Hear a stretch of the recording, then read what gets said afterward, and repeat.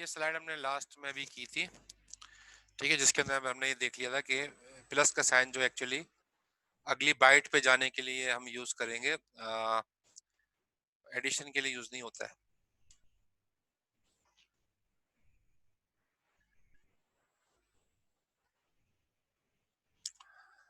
अच्छा, अब ये देख लीजिए,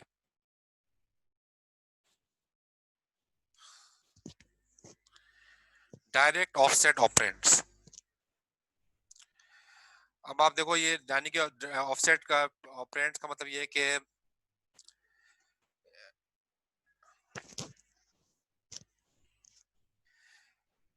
आप जो है किसी भी मेमोरी, आप किसी भी ऑपरेंड की किसी भी वैल्यू, यानी कि सॉरी एरे की किसी भी वैल्यू के ऊपर आप जंप कर सकते हो, प्लस करके या माइनस करके। प्लस माइनस यहाँ पर एरे के अंदर किसी भी वैल्यू की, एरे की वैल्यू के ऊपर जंप कराने के लिए आप यूज करोगे। आपने लिखा डॉट डेटा, और डॉट डेटा में जाके आपने लिखा एरे डब्ल्यू। एरे डब्ल्यू एक वेरिएबल है और ये वर्ड टाइप का वेरिएबल है, और इस एरे वेरिएबल, और जाहिर है एरे वेरिएबल है, एरे है। तो अब आप ये बताएं एरे डब्ल्यू का साइज क्या होगा, इस वेरिएबल का साइज क्या होगा, कितने बाइट होगा? एरे डब्ल्यू वेरिएबल का साइज कितने बाइट पर होगा?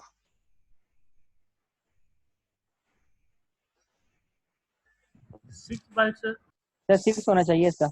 सही जवाब दिया, 6 बाइट, क्योंकि जाहिर है ये भी 2 बाइट, ये भी 2 बाइट, ये भी 2 बाइट, क्योंकि जाहिर है बाइट टाइप का है तो सारी 2 बाइट, सारी वर्ड टाइप का है तो सारी 2-2 बाइट पर होंगे ना, तो सब 2-2 बाइट पर होगा, तो 6 बाइट एरे डब्ल्यू का साइज जो है वो 6 बाइट पर है। सही जवाब है। अच्छा, एरे डी जो है, एरे डी के अंदर जो है ये डीवर्ड टाइप का वेरिएबल है, एरे वेरिएबल है डी टाइप, डीवर्ड टाइप का। इसके अंदर है 4 वैल्यूज है, 1 2 3 4। तो एरे डी का साइज क्या होगा? 16 होना चाहिए सर। 16 सही आंसर है, क्योंकि ज़ाहिर है एक 4 बाइट लेगा, 4 8 12 और 16, तो 16 बाइट जो है इसका सही आंसर बिल्कुल दिया कि 16 बाइट जो है इसका साइज होगा एरे डी का। अब आपने लिखा मूव, तो ये इंस्ट्रक्शन नोट करने की नहीं है, क्योंकि देखो आप प्रोजेक्ट बनाओगे और असाइनमेंट बनाओगे, प्रोजेक्ट बनाओगे, तो या इसके अंदर बहुत सारी चीजें गड़बड़ होती हैं सिर्फ इस वजह से कि लोग समझते नहीं है कि एरे की डेटा टाइप क्या है और एरे के कौन से इंडेक्स की वैल्यू को कैसे हम हैंडल करेंगे। हालांकि सिंपल है, लेकिन सिर्फ समझने की बात है। इसके अंदर लोग लूप भी चलाते हैं, लूप चला के जो है वो एरे की वैल्यू एक्सेस करते हैं, वो उसमें भी गलतियां होती हैं, क्योंकि वो इस चीज का ध्यान नहीं रखते कितने बाइट को जंप करवाना है अगली वैल्यू पे जाने के लिए। अब देखो यहाँ पे लिखा है डॉट कोड, डॉट कोड पे लिखा है, अब आपने लिखा move AX comma array W. Array W का मतलब क्या है, यानी कि एएक्स के अंदर क्या मूव होगा, कौन बताएगा? एएक्स के अंदर क्या मूव होगा?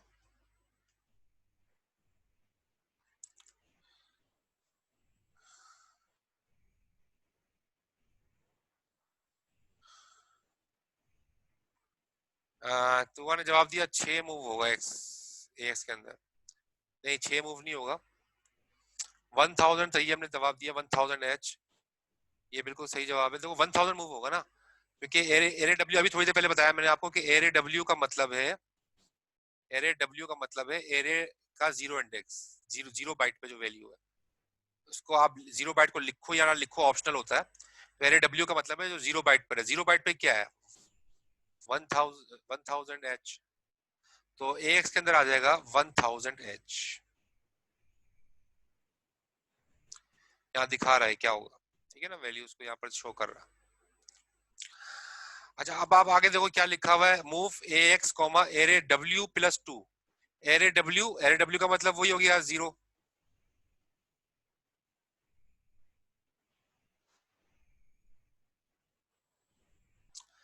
एरे डब्ल्यू का मतलब जो है वो वही हो गया 0, ठीक है। 0 + 2, 0 + 2 कितना हो जाएगा? 2। तो यार इसका मतलब है एरे का, एरे की जो है दूसरी बाइट पे, एरे की देखो 0 बाइट पे तो ये था, तो ये 0 बाइट पे आ जाएगा, ये 1 बाइट पे आ जाएगा। एरे की दूसरी बाइट पे क्या वैल्यू होगी? 2000। एरे की दूसरी बाइट पे वैल्यू हो जाएगी 2000, तो एक्स के अंदर क्या मूव हो जाएगा? 2000। फिर नीचे लिखा है move ax comma array w+4, w+4, array w का मतलब जीरो, एरे की 0 बाइट, 0+4 का मतलब 4 बाइट, तो 0 ये था, 2 ये था, और 4 पे ये होगा, 4 बाइट पे होगा 3000, 4 बाइट पे होगा 3000, तो 3000 मूव हो जाएगा ax के अंदर।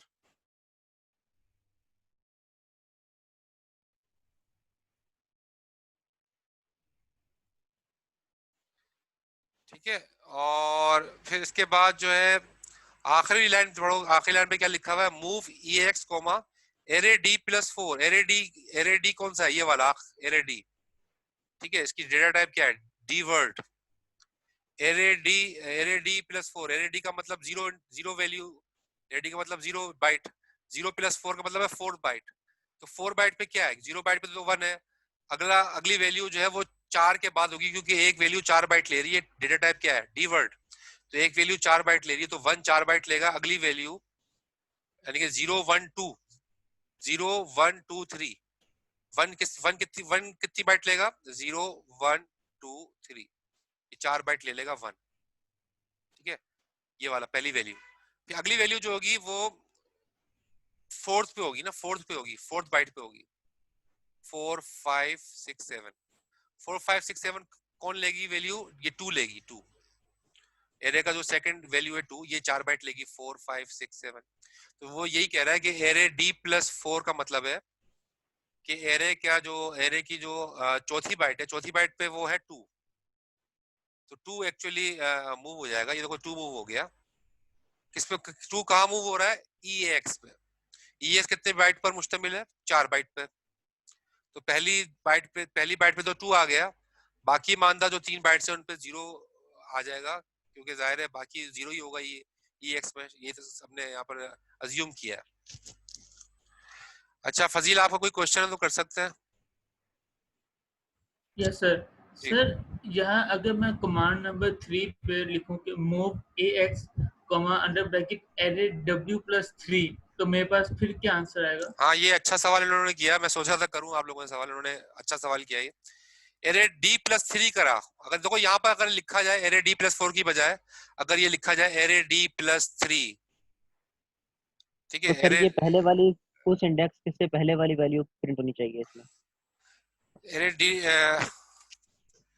एरे d+3, देखो इसके अंदर 4 पे तो देखो 4 पे क्या होगा कि 4 पे तो 2 पे चला जाएगा ना, 2 पे जंप कर जाएगा,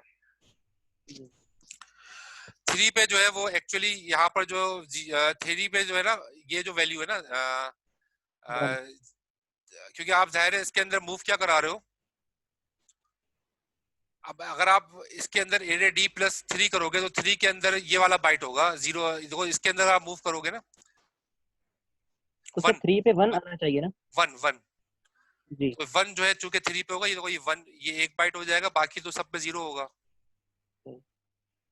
ठीक है ना, तो ये जो 1 है ना, 1 ये वाला 1 एक्चुअली मूव होगा ex के अंदर, बाकी सब में 0 होगा, ये एक बाइट, ये 2 बाइट, ये तीसरी बाइट, ये चौथी बाइट। ठीक है, ये मतलब अगर उसकी बात करें ये, क्योंकि वैसे तो अब मैंने इसको हेक्सा में दिखाया, हेक्सा में नहीं होगा ये, तो मतलब मैंने इसको उसमें दिखाया है हेक्सा डिजिट में, वरना आप ये बाइनरी में होगा, क्योंकि एक्चुअली ये वैल्यू जो है ना, ये बाइनरी की वैल्यू, डेसिमल की वैल्यू, ये हेक्सा वैल्यू नहीं है, ये डेसिमल की वैल्यू है। ठीक है, तो जाहिर है इसके अंदर 1 यहाँ पर होगा, बाकी 0 मैंने यहाँ पर इसको एज एन हेक्सा दिखाया। अच्छा एक बात आपने नोट की होगी कि जितने भी रजिस्टर यूज होते हैं ना, EAX, EBX, ECX, EDX, ये सारे रजिस्टर जो है ये 32 बिट के होते हैं, लेकिन ये सेव जो है ना वैल्यू हेक्सा में कर रहे होते हैं सारी।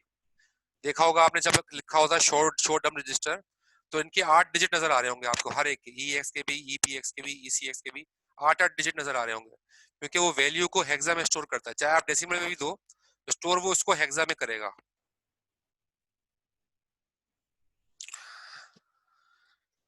ठीक है, तो इसलिए यहाँ पर मैं दिखाया कि 1 जो एक्चुअली मूव हो जाएगा EX में अगर आप लिखोगे एरे d+3, तो असल में बाइट बाइट का पूरा कॉन्सेप्ट है कि बाइट वाइज जो है वैल्यू आप एक्सेस कर सकते हो एरे में से,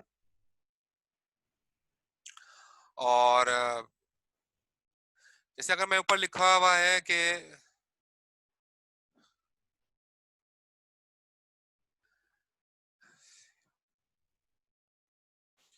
अगर मैं लिखूं एरे W प्लस 3 क्या मूव होगा?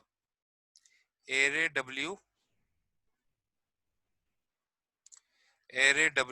Plus 3 under bracket sir. ये आप मूव करवा रहे हैं AX के अंदर जी, ये वैल्यू हम अंडर मूव ब्रैकेट कराना चाह रहे हैं AX में, क्या AX में क्या आएगा? सर 0 0 आना चाहिए। सर 1 आना चाहिए। 1 आना चाहिए। ये एरे W प्लस, सोचो वेरिएबल कौन सा है? ये पहला वाला वेरिएबल है एरे W, दूसरा वेरिएबल नहीं है, यस सर। एरे वेरिएबल 0 है एरे 0 W। सर। तो 2000 एच आना चाहिए ना जी 2000 एच आना चाहिए 2000 तो एक्चुअली यहाँ पर मैं मूव कराना चाहूंगा। अब यहाँ से देखो इसके अंदर जो है वो अगर हम सिर्फ एक बाइट अगर मूव करा रहे हैं, यानी कि अगर सिर्फ हम एक बाइट, क्योंकि हम एक बाइट उठाएंगे ना प्लस 3 से, अगर हम प्लस 3 से अगर मूव करा रहे हैं तो ये देखो ये 0 हो गया, ये पहले बाइट हो गई 0, ये दूसरी बाइट हो गई 1,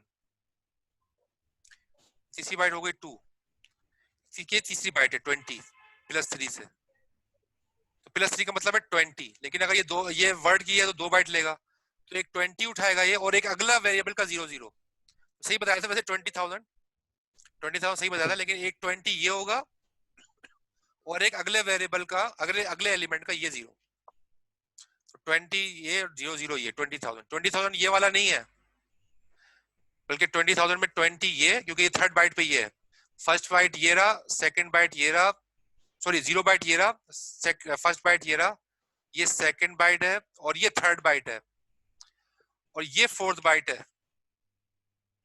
तो एक अगर 2 बाइट उठाएगा, वर्ड टाइप का है, 2 बाइट उठाएगा, तो एक बाइट ये उठाएगा 2 0, एक बाइट ये उठाएगा इसकी अगले वाले की ये 0 0। सर थोड़ा सा ये W की टेक्निकल है जी। W की जो हमने W प्लस 4 लिखा है उसमें भी 3000 आ रहा है, और अगर मैं W प्लस 3 लिख रहा हूँ उसके अंदर 2000 आ रहा है। क्या तुम्हारा सवाल बताइएगा? W प्लस 4 के अंदर हमारे पास 3000 आ रहा है ना, जबकि हमारे पास जो एरे W प्लस 4 4 के, हाँ 3000 आ रहा के है अंदर जी जी। वो 3000 हमारे पास जो फोर्थ बाइट है वो 30 बनती है सिर्फ। क्योंकि 2 बाइट, इसलिए ये असल में 2 बाइट उठाएगा क्योंकि डेटा टाइप क्या है? वर्ड है, और इसलिए जो है ना वो 2 बाइट को मूव करेगा, ये 2 बाइट उठाएगा, 2 बाइट। अगर बाइट होता लिखा हुआ तो ये 1 बाइट उठाता, डी वर्ड होगा तो 4 बाइट उठाएगा, सही है। ये जो पिक करता है ना, ये वही डेटा टाइप को देख के पिक करता है। जैसे यहाँ पर देखो मूव किया AX एरे W से का मतलब क्या है 1000, तो 2 बाइट, दोनों बाइट उठाई इसने, एक ये और एक ये, दोनों बाइट उठाई है क्योंकि डेटा टाइप थी इसकी वर्ड।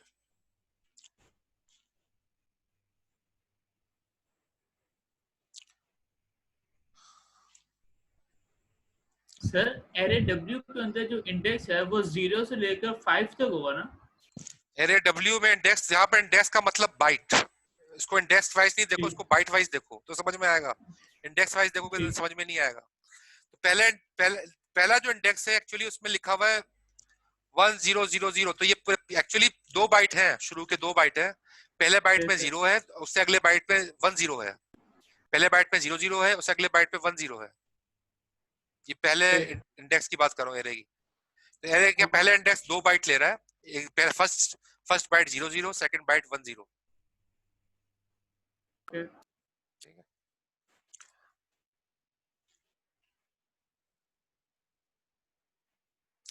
अच्छा ये समझ में नजर आ रहा है? नीचे सवाल लिखा है कि move AX array W minus 2, इसमें क्या जवाब आएगा? अभी तो एरे W प्लस 2 कर रहे थे ना, array W plus 4, array W minus 2 में क्या जवाब आएगा? कोई बता सकता है?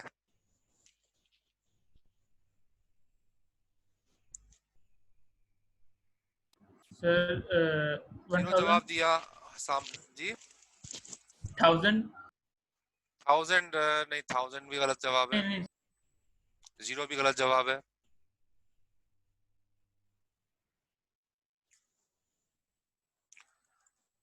इसका क्या जवाब हो सकता है कि एरे 0 -2, ये जो इंस्ट्रक्शन लिखी है, move ax comma array w -2, x में क्या ये तो नहीं कि एक्स में क्या वैल्यू बैकवर्ड आएगी? से आ जाएगा, जी बैकवर्ड से तो नहीं आ जाएगा? हाँ, बैकवर्ड आप करीब पहुंच गए हो। बैकवर्ड ये देखो, एरे स्टार्ट कहाँ से हो रहा है? यहाँ से हो रहा है ना, 0 से। जी जी जी। लेकिन यहाँ पर तो एरे, यानी कि एरे w का मतलब एरे 0, -2 का मतलब है ये सर इससे भी पीछे जाने की बात कर रहा है। इससे सर पीछे मेरे तो ख्याल कुछ में भी नहीं है, यहाँ पे इससे पीछे गार्बेज कुछ होगा। भी नहीं है। हम कहेंगे एरे आउट ऑफ बाउंड। वो आप पढ़ा है एरे आउट ऑफ बाउंड, जी जी। कि आप जब लूप चलाते हो एक एक करके एरे की वैल्यू एक्सेस करते हो, एक वक्त आता है एरे खत्म हो इंडेक्स आउट जाता ऑफ है, बाउंड का तो रहता वो है एरे जी। के साइज से आप एक्सीड कर रहे होते हो। तो ये एक्चुअली एरे के साइज से एक्सीड कर रहा है नेगेटिव वे में, ठीक है ना, माइनस में जा रहा है। तो ये array out of bound generate करेगा, एरर जनरेट हो जाएगा। और अगर आप यहाँ देखो, नीचे लिखा हुआ है move EX array D + 16, array D यही वाला वेरिएबल है, डी वर्ड वाला। इसमें क्या आएगा? एरे D + 16 को मूव करा रहे हो EAX, ओवरफ्लो।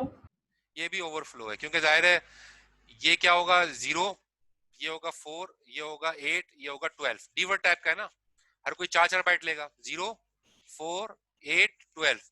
यहाँ बात कर रहा है 16 की, 16 पे तो यहाँ कुछ है ही नहीं, तो out of bound, array out of bound, यहाँ भी एरर मैसेज जनरेट होगा कि एरे की जितनी वैल्यूज गिवन है उससे अगली वैल्यूज पे आप जाना चाह रहे हो, तो एरे तो खत्म हो चुका है, तो एरर जनरेट होगा। तो क्लियर है ये स्लाइड? यस।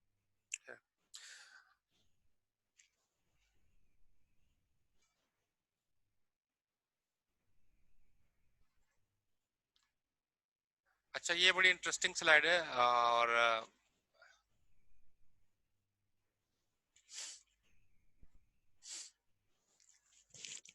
इसमें एक टास्क दिया गया है। टास्क ये दिया गया है कि एरे दिया हुआ है आपको, एक एरे डी के नाम से एक एरे दिया है, डी वर्ड टाइप का ये एरे है, और इसके अंदर 3 वैल्यूज रखी हुई है, 1, 2, 3, ठीक है। 1 2 3 दिया हुआ एरे की, 3 एरे वेरिएबल के अंदर 3 वैल्यूज स्टोर है, 1 2 और 3।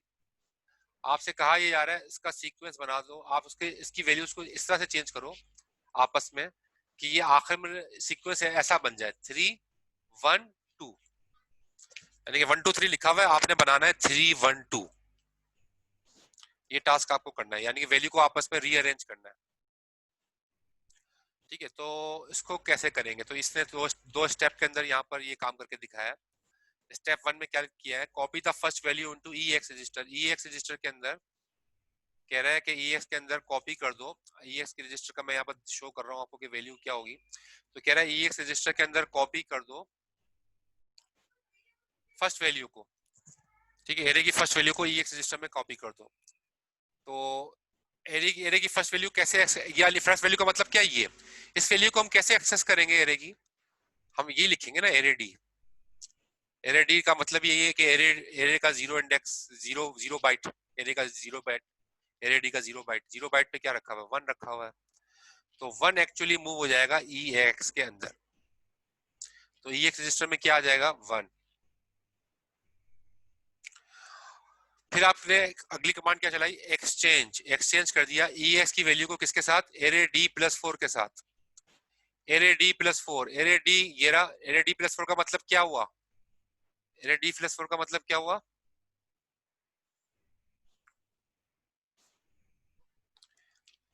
कौन बताएगा? एरे D + 4 का मतलब क्या हुआ? एरे डी प्लस 4 2 होगा ना? 2 होगा, तो एरे D + 4 2 होगा, ठीक है। तो 2 वैल्यू को एक्चुअली एक्सचेंज कर रहे हो आप EX के साथ। EX में क्या रखा हुआ है, यहाँ पर आपको नजर आ रहा है 1, 1। ठीक है।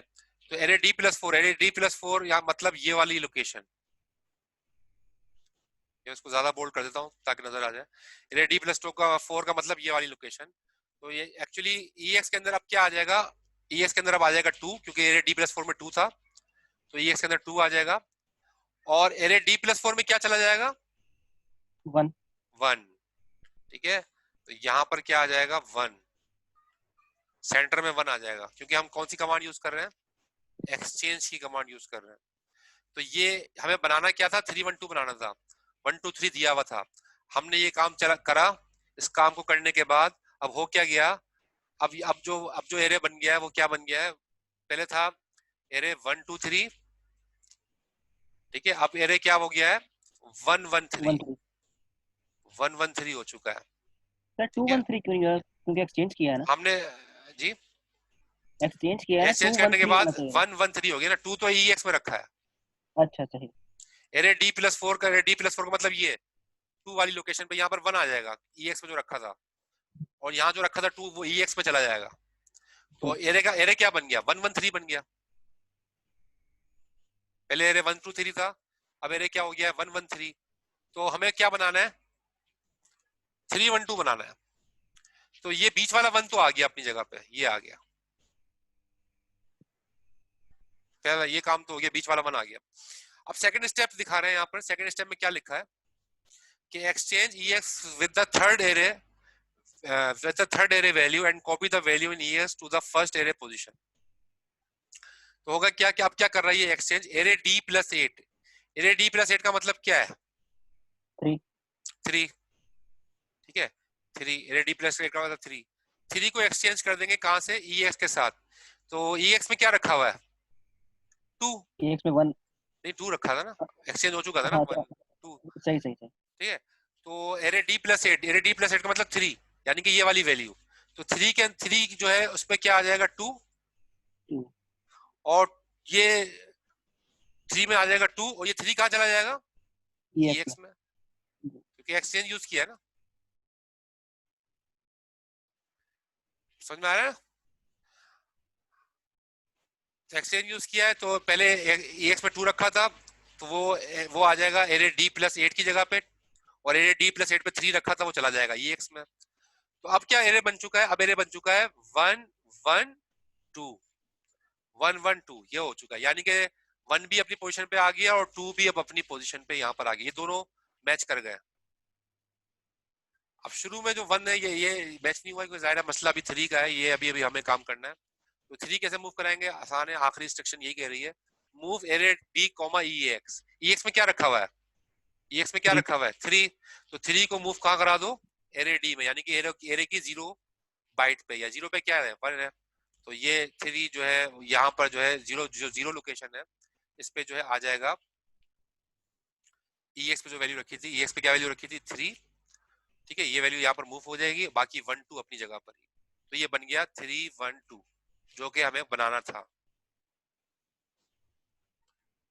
ये स्लाइड क्लियर है।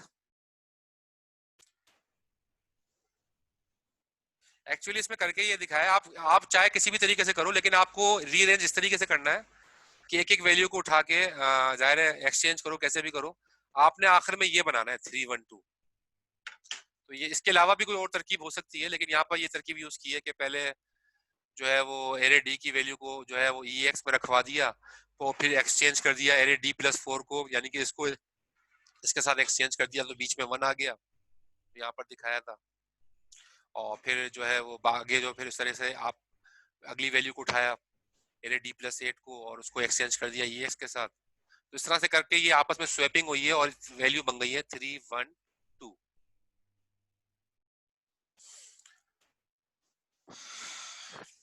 ठीक है, क्लियर है।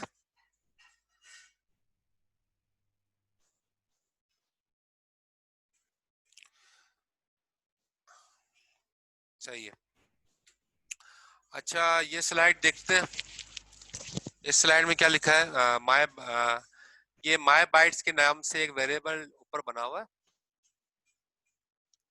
और ये बाइट टाइप का वेरिएबल है, इसके अंदर एरे वेरिएबल जाहिर है, इसके अंदर 3 हेक्सा वैल्यूज स्टोर है, 80 66 और A5, ठीक है A5। ये बताइएगा, ये जो है आखिरी वैल्यू, ये कितने बाइट पर है, आखिरी वैल्यू कितने बाइट पर है,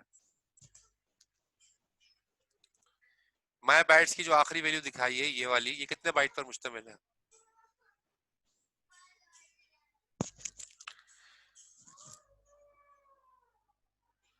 कोई बता सकते हैं?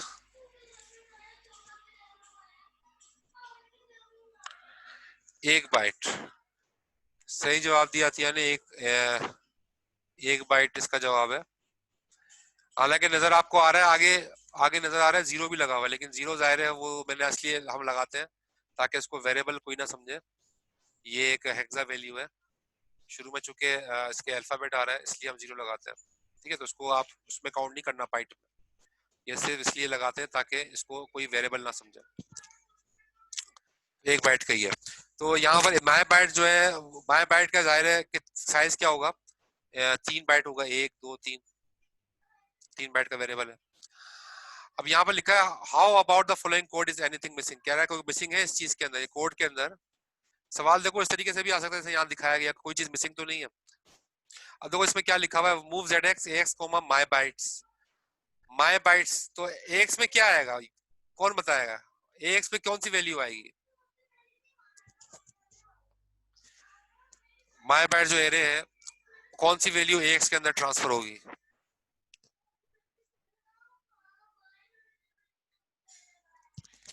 AT सही जवाब दिया, तूबा ने सही जवाब दिया 80। 80 आएगा क्योंकि जाहिर है 80 0 बाइट पर है ना।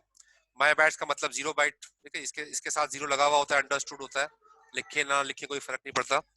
तो 0 बाइट के ऊपर इसके 80 है, 0 बाइट पे 80 है, तो एक्चुअली 80 मूव कर जाएगा AX के अंदर। ठीक है, लेकिन आपको ये बात पता है कि AX रजिस्टर जो है वो 2 बाइट का होता है, और माय बाइट्स के अंदर जो वैल्यू जा रही है वो 1 बाइट की वैल्यू है। तो 1 बाइट जब 2 बाइट में जाएगा तो बाकी की जो 1 बाइट बची है उसमें क्या आएगा, उसमें 0 आ जाएगा, क्योंकि हमने यूज क्या है, मूव ZX यूज किया है।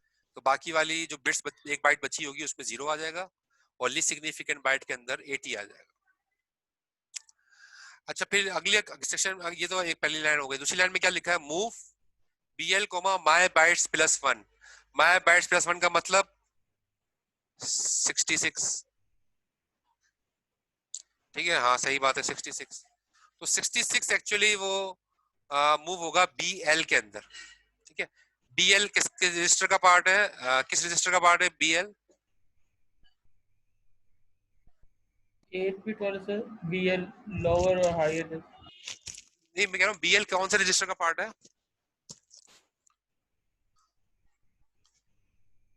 नहीं, AX का तो नहीं है, तैयब का गलत जवाब है। EBX का सही जवाब दिया, अतिया ने सही जवाब दिया EBX। EBX का पार्ट है EBL। EBX के अंदर रजिस्टर होता है EBX 4 byte, BX 2 byte, BH और BL 1 बाइट। तो BL कौन से रजिस्टर का पार्ट है? EBX का पार्ट। EBX का कह लो या BX का कह लो, इन दोनों का पार्ट है। क्लियर है? ये चीजें ना, ये आपको बार बार नहीं बताई जाएंगी, बिल्कुल, तो मैं इसलिए बार बार इसको चीजों को सामने लाता हूँ ताकि कंफ्यूजन बिल्कुल खत्म हो जाए आप लोगों को। अब आपने लिखा माय बाइट्स +1, माय बाइट्स +1 का मतलब हो गई, हो गया 66। तो 66 आप मूव करा रहे हो BL में, तो BL में आ जाएगा 66। जाहिर है ये भी 1 बाइट का है और वो भी 1 बाइट का है, 66 भी 1 बाइट का है, तो 1 बाइट 1 बाइट में चला जाएगा। सही है, ओके हो जाएगा। फिर नीचे क्या लिखा है, ऐड करवा रहे हैं AX और BX। तो क्या कोई मसला तो नहीं है? AX का मतलब AX में कोई वैल्यू कौन सी रखी हुई है, ये 80, लेकिन 80 से पहले 2 0 जो है वो आपके लगा दिए गए, मूव ZX ने लगा दिए थे। ठीक है, यहाँ पर मूव ZX यूज किया था ना, तो 80 तो ट्रांसफर हुआ था, लेकिन 80 से पहले 80 डिसिग्निफिकेंट बाइट होगा, अगली बाइट पे जो है डबल 0 लगा देगा मूव ZX की वजह से। और नीचे क्या ऐड हो रहा है, ऐड क्या करवाया जा रहा है, BX का मतलब क्या है, BX में एक तो BL है जिसके अंदर 66 रखा था, तो 66 इसके साथ ऐड हो जाएगा। कोई मसला तो नहीं है, कोई प्रॉब्लम है यहाँ इस थर्ड इंस्ट्रक्शन में?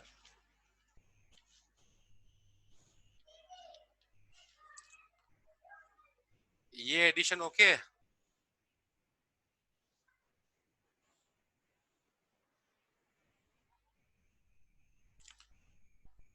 कह रहे हैं डायरेक्ट BL को मूव क्यों नहीं करा रहा, बस इसकी मर्जी है, BL को मूव नहीं करा रहा, BX को मूव करा रहा है, सॉरी हाँ BX को मतलब ऐड करवा रहा है, मूव नहीं करवा रहा है, ऐड करवा रहा है। तो मतलब बी एक्स के अंदर चूंकि बी एल मौजूद था तो ऐड करवा रहा है। तो मैं पूछ रहा हूँ कि कोई प्रॉब्लम तो नहीं है एडिशन के अंदर?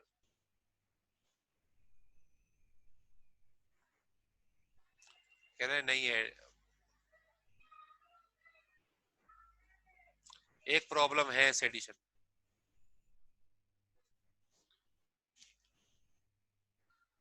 सर यहाँ पे डीएल के साथ 0 0 ऐड नहीं हुआ, क्योंकि अगर मूव जेड होता तो हाँ वहाँ 0 0 ऐड बिल्कुल हो सही जाता। बात कह रहे हैं कि देखो बी एल बी एक्स कर दिया ना, बी एक्स के अंदर बी एल तो है, लेकिन जो बी एच वाला पार्ट है इसके अंदर क्या होगा? इसके अंदर तो आपने आपने बी एक्स के अंदर शुरू में मूव तो कराया नहीं था। देखो यहाँ तो आपने मूव जेड एक्स कर दिया था तो बाकी बांधा बाइट पे 0 0 आ गया था, लेकिन बी एक्स के अंदर शुरू बी एक्स के अंदर तो आपने बी एल शुरू में 0 मूव नहीं करवाया, तो बी एल यहाँ पर गार्बेज होगा, पता नहीं क्या रखा होगा यहाँ पहले से, हो सकता है एफ रखा हो, 2 रखा हो।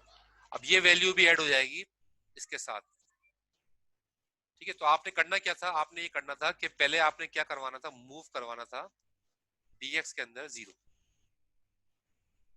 फिर आप ये काम करवाते एडिशन वाला, फिर इसमें यहाँ पर भी 0 0 आ जाता। लेकिन अभी आपने चूंकि यहाँ पर ये काम करवाया नहीं, तो ये गार्बेज ऐड करके फिर एडिशन परफॉर्म कर देगा। तो ये इस प्रोग्राम के अंदर ये एरर था कि बगैर 0 मूव कराए छोटी वैल्यू को बड़ी वैल्यू के साथ ऐड करवाया जा रहा था, तो गार्बेज एडिशन में आ जाएगा। यहाँ पर ये बात लिखी है, move 0 to bx before the move zx instruction. ठीक है, तो मूव bx के अंदर भी 0 मूव कराना पड़ेगा आपको, ये वाली इंस्ट्रक्शन लिखनी पड़ेगी ताकि गार्बेज वैल्यू ऐड ना हो। बस यही था इस स्लाइड के अंदर।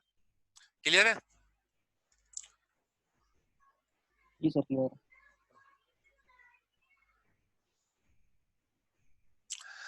अच्छा जी, अब आसान चीजें आ गई हैं, आसान सी जो आपने लैब में भी की है, एडिशन सब्ट्रैक्शन आपने लैब में किया है, इंक्रीमेंट डिक्रीमेंट आपने किया, इंक्रीमेंट किया, इंक्रीमेंट ऑपरेटर डिक्रीमेंट ऑपरेटर, ये नहीं किया होगा नो अभी, सर। ये नहीं किया होगा, लेकिन एडिशन सब्ट्रैक्शन ये किया है आप। और जी नेगेशन सर, वाला भी नहीं एडिशन किया सब। होगा, नेगेशन वाला किया है?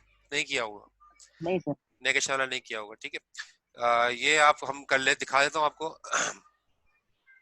अच्छा, ये इंक्रीमेंट का काम वही है जो कि सी प्लस प्लस या सी शार्प में जो आप करते हो, जैसे आप करते हो ना ए प्लस प्लस, ये क्या करेगा काम? ए के अंदर अगर ए की वैल्यू 2 है तो ए की वैल्यू 3 हो जाएगी ना, तो ए प्लस प्लस एक का इजाफा कर देता है। और ए माइनस माइनस क्या करता है, एक एक का जो है एक को एक वैल्यू डिक्रीमेंट कर देता है। अगर ए की वैल्यू 3 है तो ए की वैल्यू क्या हो जाएगी, 2 हो जाएगी ए माइनस माइनस के बाद। ये तो आपको पता ही होगा, ये सी शार्प में तो बहुत मशहूर है ये चीजें, C plus plus C sharp में, हर लैंग्वेज में। यहाँ पर भी इसी तरीके से है, इंक्रीमेंट अगर आप करोगे तो डेस्टिनेशन की जो वैल्यू होगी उसके अंदर एक का इजाफा करके दोबारा वैल्यू को डेस्टिनेशन में रख देगा। और अगर आप डिक्रीमेंट ऑपरेटर यूज करोगे तो डेस्टिनेशन की वैल्यू जो भी होगी उसमें एक का माइनस करके उस वैल्यू को डेस्टिनेशन में रख देगा।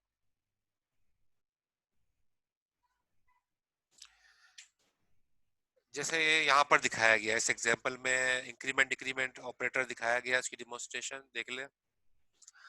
तो सिंटैक्स इसका यही है, इंक्रीमेंट लिखो, आगे रजिस्टर भी यूज कर सकते हो और वेरिएबल भी यूज कर सकते हो। डिक्रीमेंट लिखो, आगे रजिस्टर भी यूज कर सकते हो और वेरिएबल भी यूज कर सकते हो। अब यहाँ पर डॉट डेटा के बाद आपने लिखा माई वर्ड, वर्ड टाइप का वेरिएबल है माई वर्ड, उसमें आपने 1000 हेक्सा का स्टोर करा दिया। डॉट कोड में जाके आपने लिखा इंक्रीमेंट माई वर्ड। अब माई वर्ड में था 1000, लेकिन जब आपने इसके साथ इंक्रीमेंट लिख दिया तो माई वर्ड की वैल्यू क्या हो जाएगी, 1001, क्योंकि एक का इजाफा हो जाएगा क्योंकि इंक्रीमेंट यूज किया है। ठीक है, फिर आपने लिखा move B X comma my word, my word की वैल्यू जो कि 1001 थी वो आपने मूव करा दी बी एक्स में। अब बी एक्स में क्या आ गया, 1001। और नीचे जाके आपने लिखा डिक्रीमेंट बी एक्स, तो डिक्रीमेंट बी एक्स का बी एक्स में 1001 था, एक एक जब माइनस कर देंगे उसमें से एक की कमी कर देंगे तो वैल्यू दोबारा से क्या हो जाएगी, 1000, 1001 से दोबारा 1000 हो जाएगी आफ्टर डिक्रीमेंट। मेरे ख्याल में आसान सी बात थी, ये स्लाइड क्लियर है सबको? इसमें बस एक वैल्यू इंक्रीमेंट हो रही है इंक्रीमेंट ऑपरेटर के जरिए और एक वैल्यू डिक्रीमेंट हो रही है डिक्रीमेंट ऑपरेटर के जरिए। मेरे ख्याल में क्लियर होगा ये सबको, आसान सी चीज है। Yes sir. अच्छा जी, यहाँ देखें, ये सिंपल एडिशन सब्ट्रैक्शन हो रही है।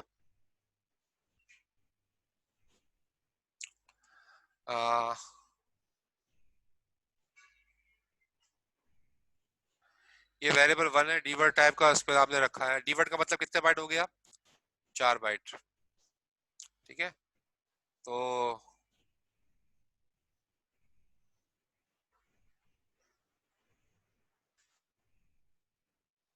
और इसके बाद जो है इसके अंदर आपने वेरिएबल 1 में डीवर्ट 1000 10,000 और वेरिएबल 2 में डीवर्ट 20,000। अब आपने 1000 और 20,000 वेरिएबल 1 से आपने मूव कराया EX में, EX में आ जाएगा 1000। फिर आपने लिखा, फिर आपने ऐड करा दिया EX को वेरिएबल 2 के साथ। वेरिएबल 2 में क्या था? 2000, तो दोनों एडिशन के बाद EX की वैल्यू बन जाएगी 3000 30,000 सॉरी। 10,000 20,000 को ऐड करेंगे तो जवाब आ जाएगा 30,000 आफ्टर एडिशन। ये तो आसान सी चीज है, एडिशन परफॉर्म हो रही है। और जाहिर है यहाँ पर एक वेरिएबल को पहले रजिस्टर में क्यों मूव कराया?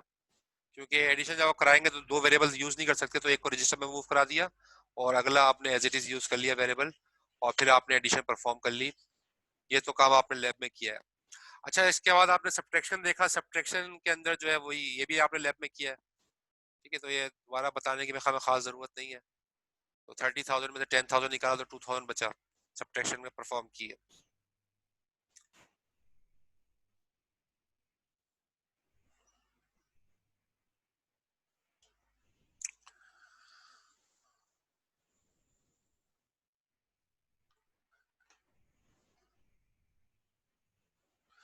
अच्छा, टाइम मेरे पास यहाँ पर कम दिखा रहा है, दोबारा कनेक्ट करते हैं। मैं भी कर लूंगा, आप भी कनेक्ट कर लीजिएगा दोबारा।